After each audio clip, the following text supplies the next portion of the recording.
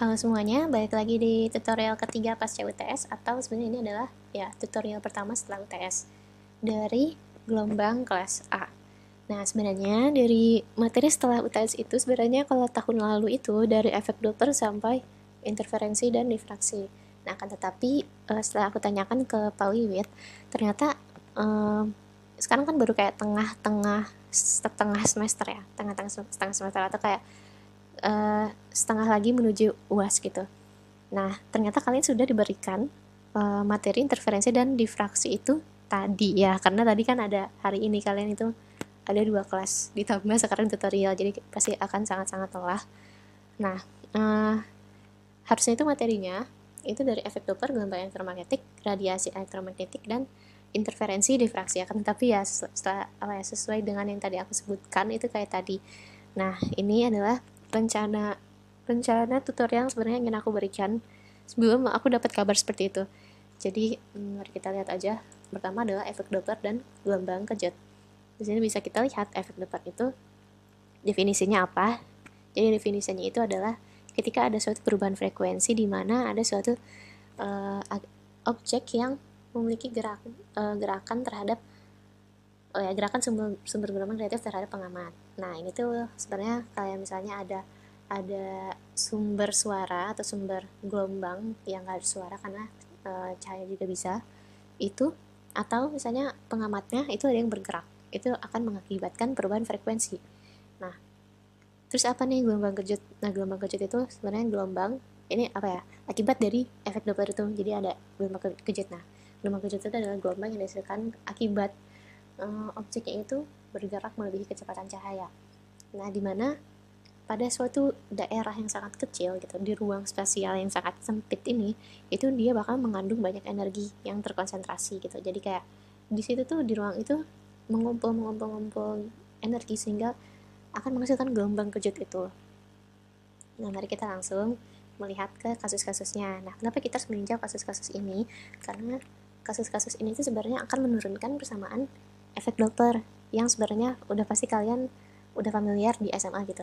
Nah, kan kalau di SMA tuh kayaknya kalau aku sendiri itu kayak langsung dapat persamaannya gitu, kayak nggak tahu dari mana. Tapi persamaan ini itu bisa dipakai sama beragam kasus, kayak misalnya diem atau pengamatnya diem atau dua-duanya diem atau dua-duanya bergerak, itu bisa, atau salah satunya diem atau yang bergerak gitu lah ya. Nah, sementara dari buku Hirose itu diterangkan bahwa persamaan efek Doppler itu sebenarnya didapetin dari satu-satu kasusnya. Jadi kedua kasus di mana misalnya ada sumber suara diam dan pengamatnya gerak, dan kebalikannya gitu, yang pengamatnya yang diam dan sumber suaranya yang bergerak, itu kita satuin persamaannya dan akan mendapatkan persamaan efek Doppler yang umum. Nah, mari kita langsung aja kita lihat. Nah, di sini misalnya ada suatu sumber gelombang suara, di mana gelombang suara ini tuh sinusoidal dan frekuensinya adalah V0. Lalu ceritanya udaranya diam. Nah, karena udaranya diam itu ya, atau nggak ada angin, itu jadinya nggak bakal ngaruh kecepatan suaranya. Karena kalau misalnya udaranya itu ada punya kecepatan, berarti nanti kecepatan suara ini akan berpengaruh. Nah, selanjutnya itu pengamatnya menjauh, berarti ya pengamatnya gerak, ini sesuai dengan judulnya, dan mempunyai kecepatan relatif terhadap medium gelombang udara. Jadi medium gelombang udara, misalnya medium gelombang suara itu ya mediumnya kan udara ya, yang mana searah dengan gelombang suara. Ya jadi nggak harus berkurang lagi si suara kecepatannya. Nah, dengan kecepatan gelombang suara itu CS. Nah, mari kita lihat kalau misalnya kecepatan suara itu sama kecepatan pengamatnya itu dia sebanding ya, kayak sama arahnya, jadi dia bakal positif nanti. Mari kita lihat lagi. Kalau misalnya ada pengamat itu dia bergerak dengan kecepatan subsonik, yang mana subsonik itu kecepatannya masih di bawah kecepatan suara. Nah, jadi ini pengamatnya itu gerak ke sana. Terus di sini ada sumber suaranya, ada ya dia kan merambat ya, gelombang itu arahnya itu ke pengamat. Jadi searah dia gerak, ini gerak ke sana, ini gerak ke sana.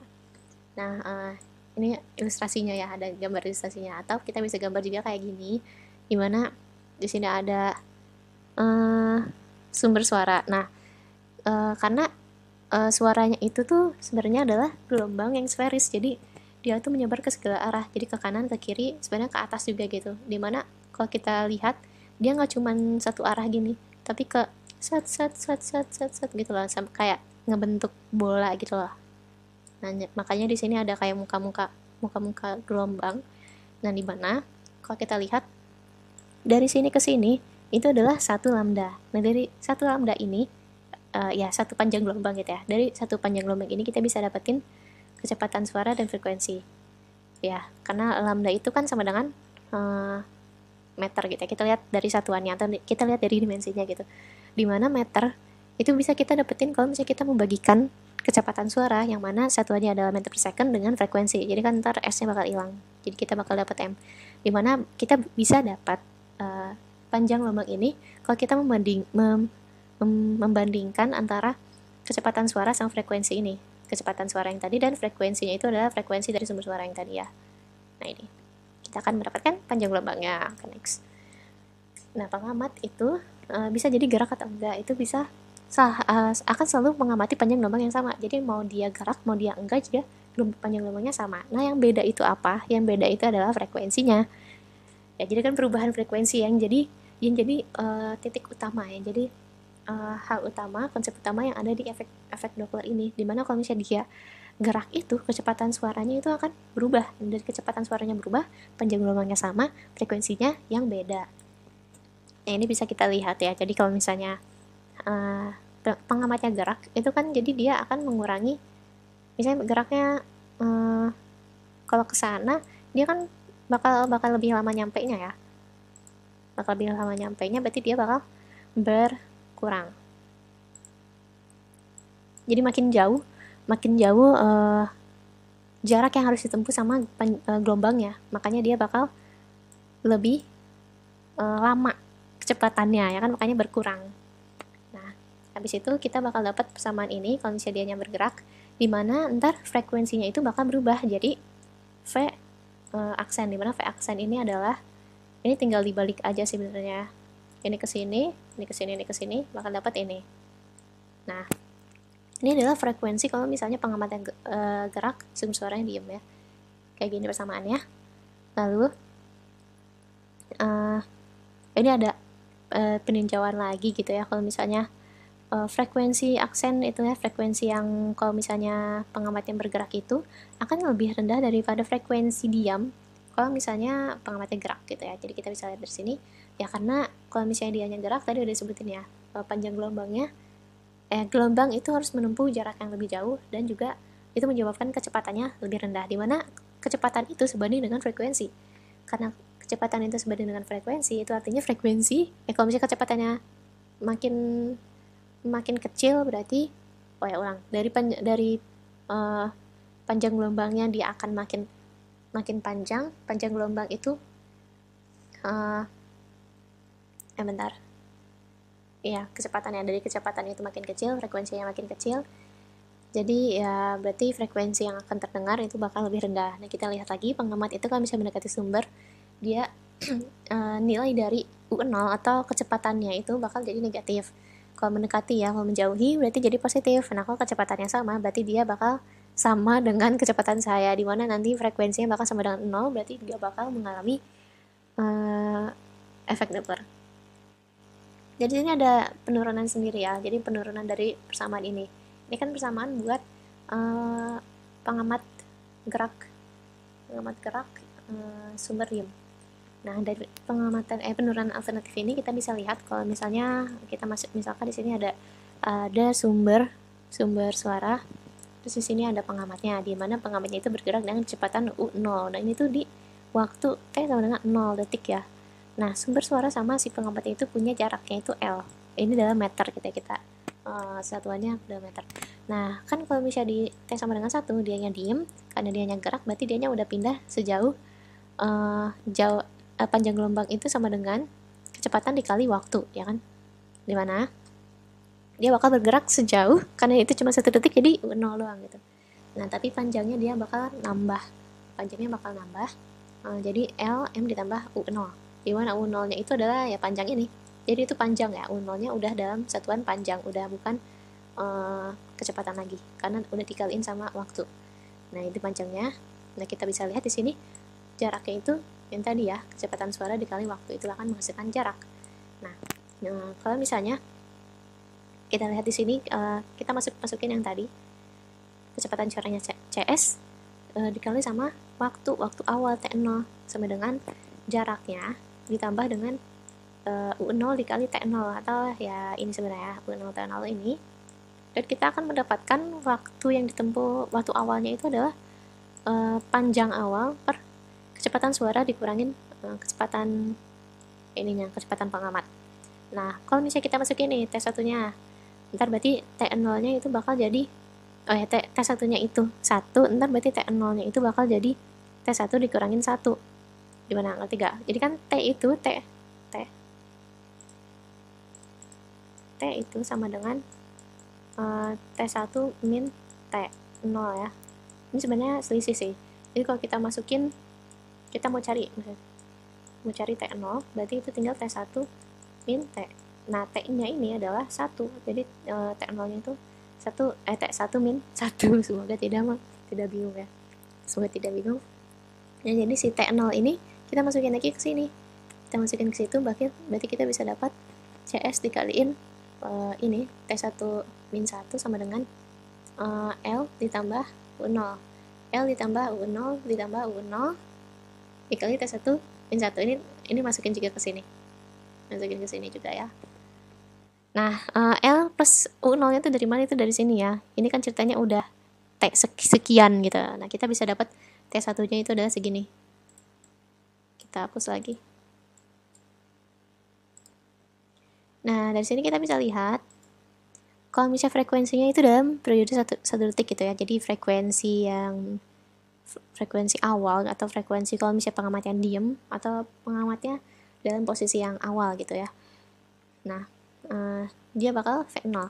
Nah, tapi nanti kita hitung durasi P itu mendengarkan V0 itu bakal sama dengan segini, atau ya tinggal T1 dikurangin T0, dimana itu selisih dari dua ini sama dengan segini. Nah, segini ini kita kan CS dikali 1 per CS min U0. Ini kan CS ya, CS per CS dikurangin, karena dia dikurangin sesuatu dibagi sesuatu dikurangin sesuatu, berarti dia udah pasti lebih kecil ya, lebih besar, maksudnya lebih besar dari 1, karena nanti nilai ini bakal di bawah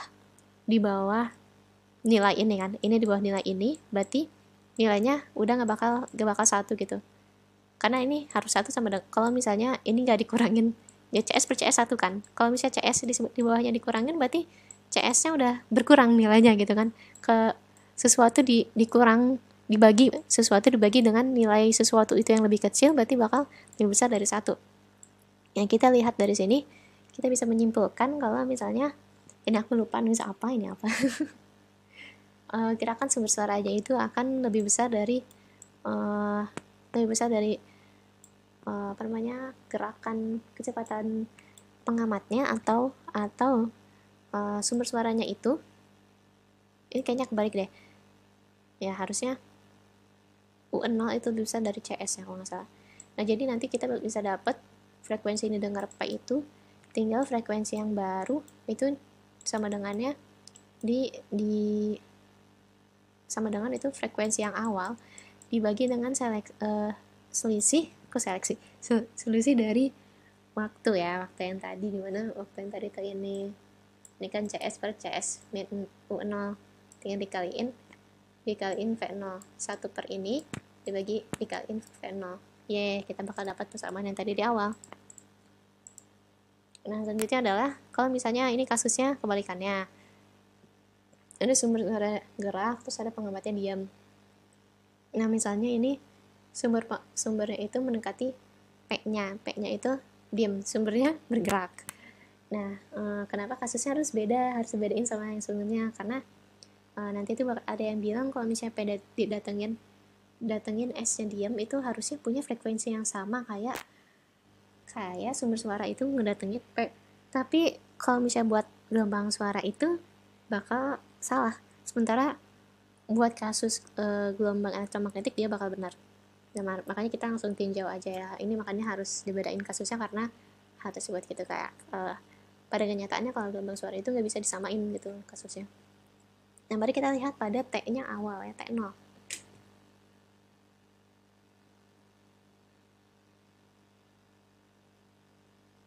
Nah, di T0 itu kita lihat ada sumber suara bergerak dengan kecepatan US. Terus dia mengeluarkan gelombang suara dengan kecepatan CS. P-nya diam ya, P-nya kecepatannya 0. Nah, ketika T-nya sama dengan 0 gitu ya. Jadi waktu panjang gelombang ya, atau waktu gelombang suara itu pas nyampe di P-nya itu akan sama dengan panjangnya itu dibagi dengan CS ya. Kita lihat satuannya. Kita lihat satuannya kenapa dia waktunya seperti itu gitu. Karena panjang itu kita lihat satuannya adalah meter. Dan CS itu ada satunya M per S ya. Jadi meter, terus di bawahnya ada meter per second, berarti kita bakal dapat S-nya naik ke atas second. Ya kita bakal dapat waktunya, dimana ya kita masukin aja di sini panjangnya masih L, jaraknya ya, bukan, sebenarnya lebih ke jaraknya bukan panjangnya. Dan kecepatan gelombangnya itu adalah CS. Itu waktu gelombang nyampe di P. Nah, ceritanya dianya udah T-nya sama dengan 1, berarti di waktu T-nya sama dengan 1 ini dia bakal udah bergerak sejauh US dikali T. Atau dimana T-nya itu sama dengan 1, jadi dia bakal bergerak sejauh US meter. Nah, berarti waktunya kalau pas dianya udah gerak itu bakal jadi lebih cepat dong ya. Makanya dia ditambahin 1. Nah, 1 ini dari mana? 1 ini ya sebenarnya tinggal dimasukin ini gak sih? Dimasukin ini ditambah dengan ya maksudnya ditambahin ini kan dia udah bergerak 1, ditambahin sama jarak yang ada di sini, sisanya gitu. Nah, sisanya adalah panjangnya dibagi dengan kecepatannya lagi, dimana panjangnya itu tinggal sebelumnya kan L, terus jadi berkurang karena dianya gerak. Gerakannya panjang yang udah ini tadi kan US dikali T nya 1 masukin berarti sama dengan L min US ya, masukin lagi ya, dapat deh T nya. Nah, sama kayak tadi sih caranya ya. Jadi kita bisa lihat selisih antara T1 sama T2 itu berapa, tinggal ini dikurangin ini. Ntar kan jadi di sini ada min L per CS. Nah, L nya kita coret berarti kita dapat min US per CS. Nah, di sini kita dapat 1 min US per CS.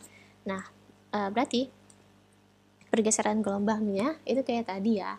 Jadi tinggal frekuensi awal itu dibagi dengan selisih dari nilai pertama, waktu pertama sama waktu kedua sama waktu awal gitu ya.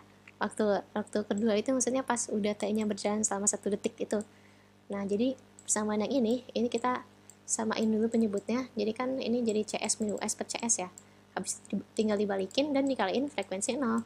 Nah, kita lihat sama kasus sebelumnya dibandingin gitu ya. Kalau misalnya sumber suaranya diam, P-nya gerak, ini kayak kebalik aja gitu kan ya. Kayak ini di atas terus dibagi kecepatan si suaranya dikaliin V0. Sedangkan kalau misalnya yang kebalikannya, sumber suaranya yang gerak, itu dia bakal dikurangin dengan kecepatan suaranya, kecepatan sumber suaranya gitu ya, bukan kecepatan sumbernya itu, kecepatan suara dikurangin sama kecepatan sumbernya.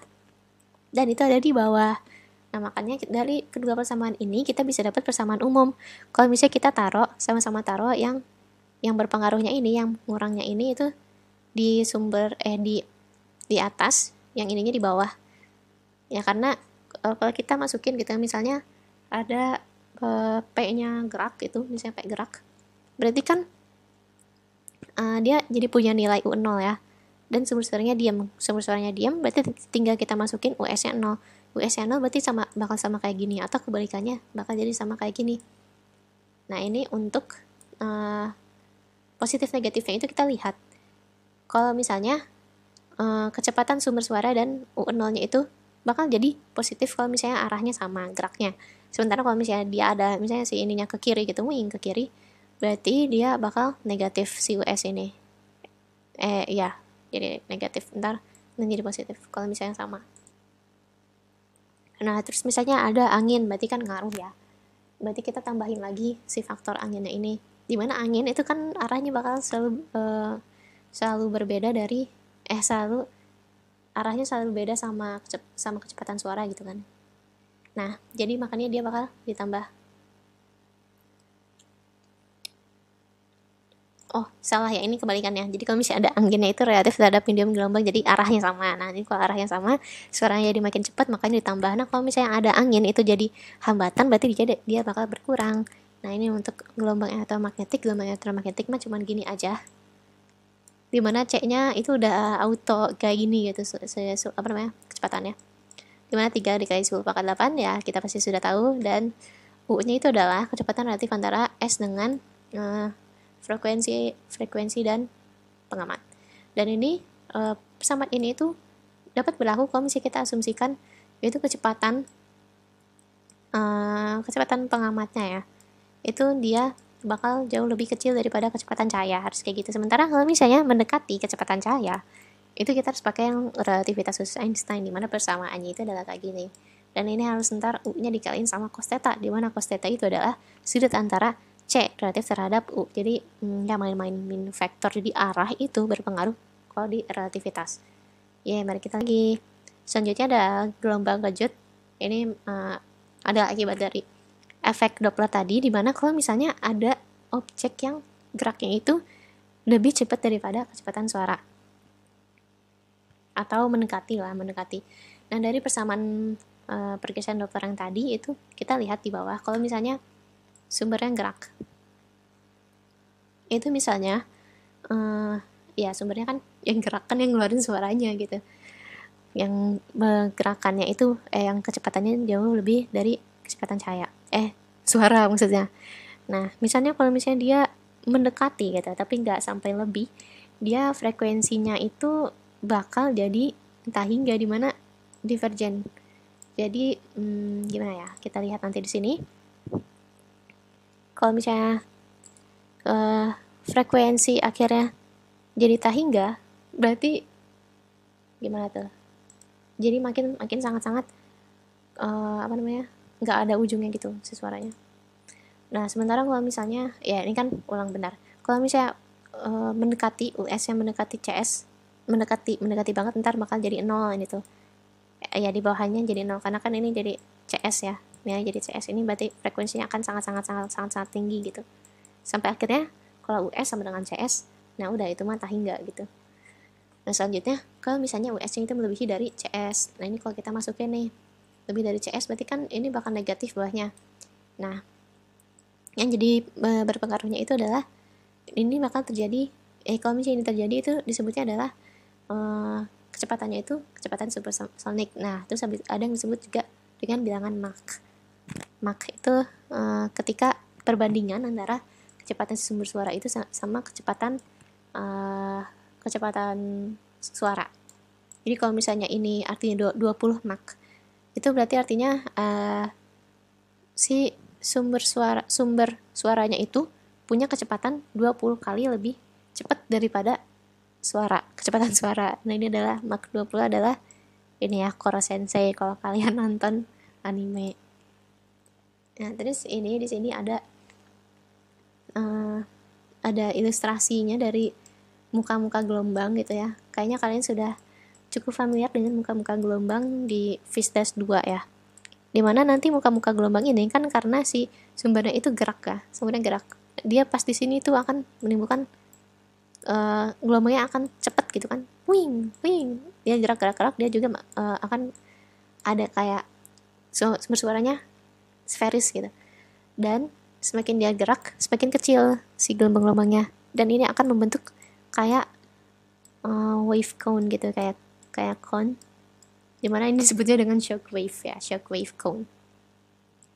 Nah, kita lihat di sini, ketika permukaan cone mengenai pengamat. Nah pengamatnya mana nih? P-nya mana? Ya di mana aja lah pokoknya, misalnya di sini ya.